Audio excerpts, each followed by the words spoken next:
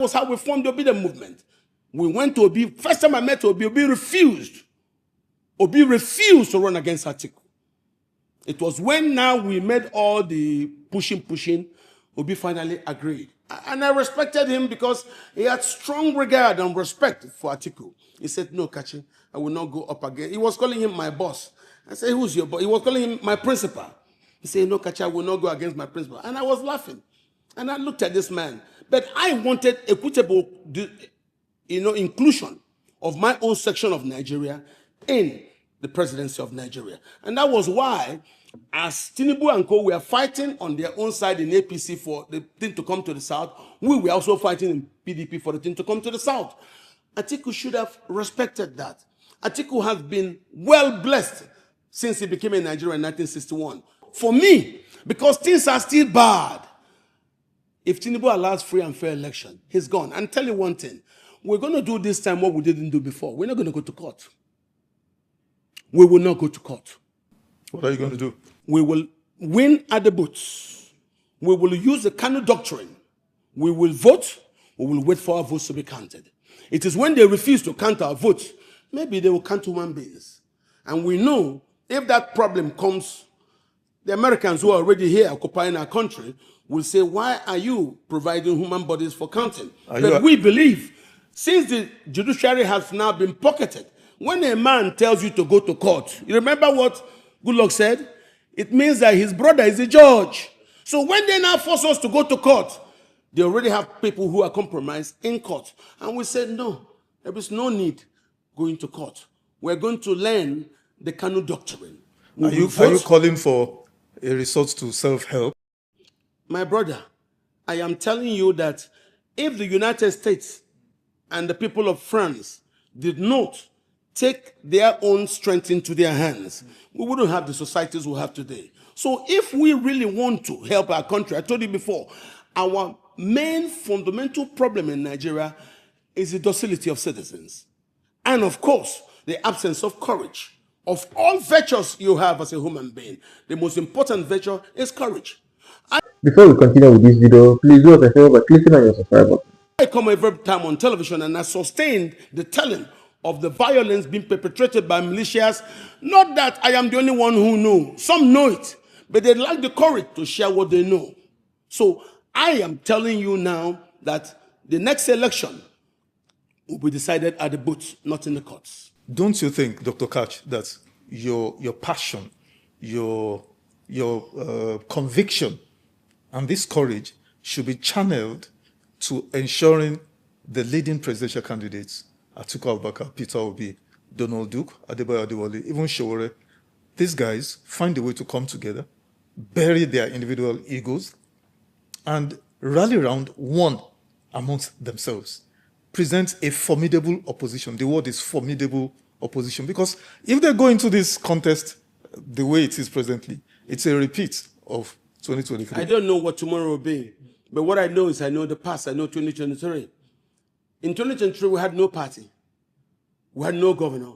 We had no single councillor. But you saw how it ended. Peter got 6+ million votes. So tell me what the other man who was talking silly about Peter Limodo Sheriff, has he ever gotten up to 3 million votes before in the North, 2.8 million? No.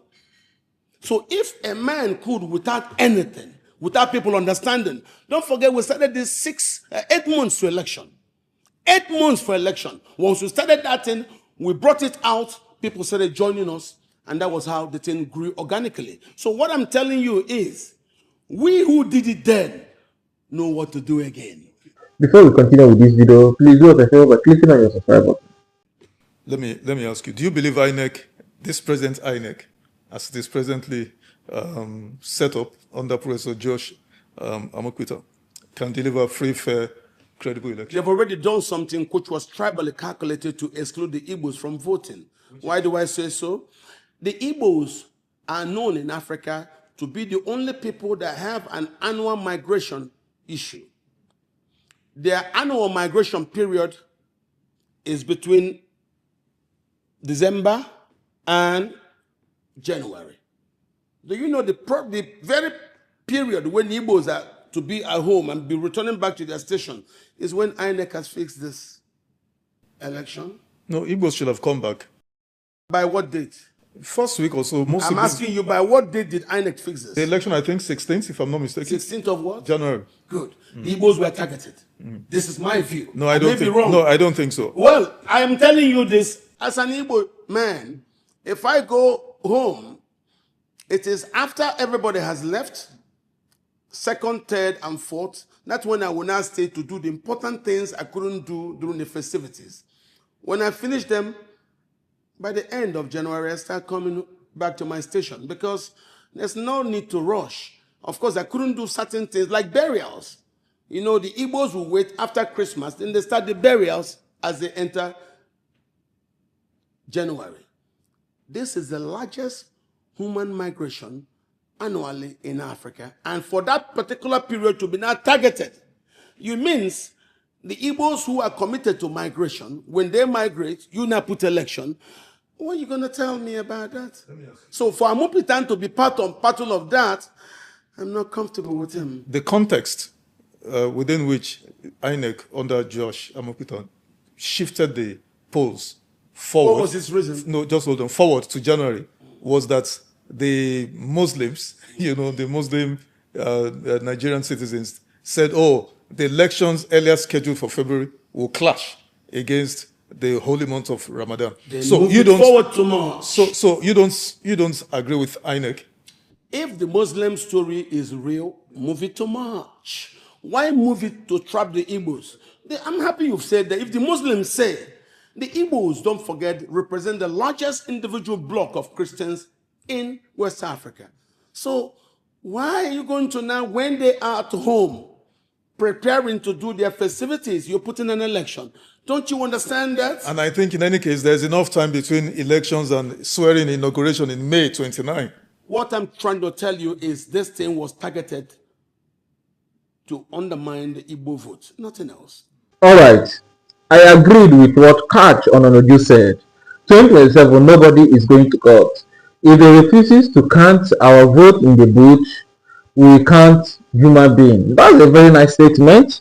And to me, I can say that the Nigerian youth are passionate enough to count their vote by themselves and to see a Nigeria that is going to work.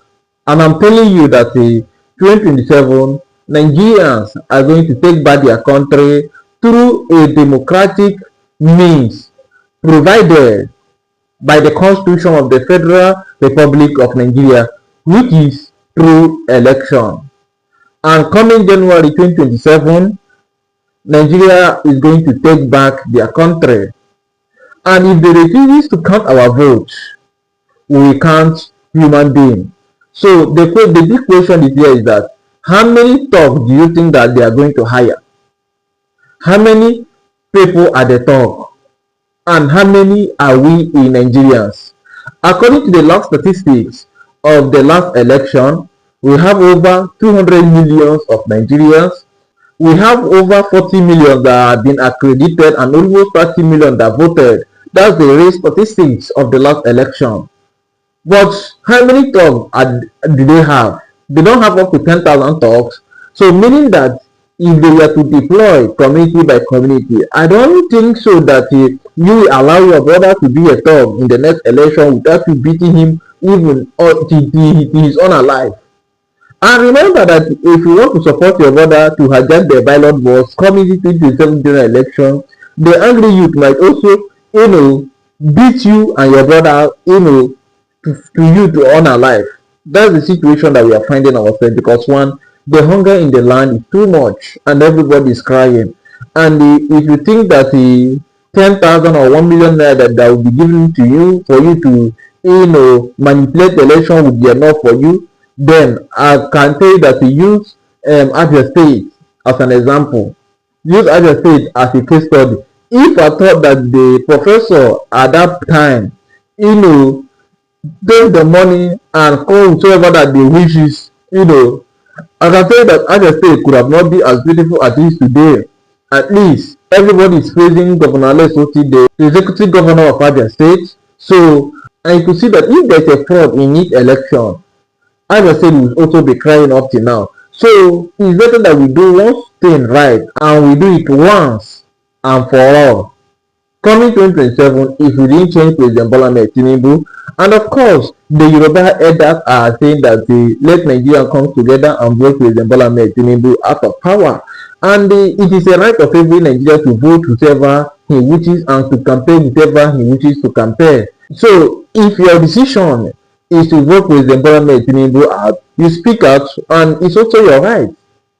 You are not calling for any anarchy or private government to say that this person is not right for you, that you should step down. No, you are within your right, because one, government is all about favorism. If it is not favoring you, you have to say no. I don't want this government to be in power again. So it's within your right to say that. Coming 2027 election is going to be people against the government. So it's people's choice, and like he said. Like Kat or Nonuju said, if they didn't count our votes, we count people. That's how it's going to be. So share your own opinion in the comment section. And if this is your first time coming across our channel, do us a favor by clicking on your subscribe button and on your notification bell for more updates. Thank you.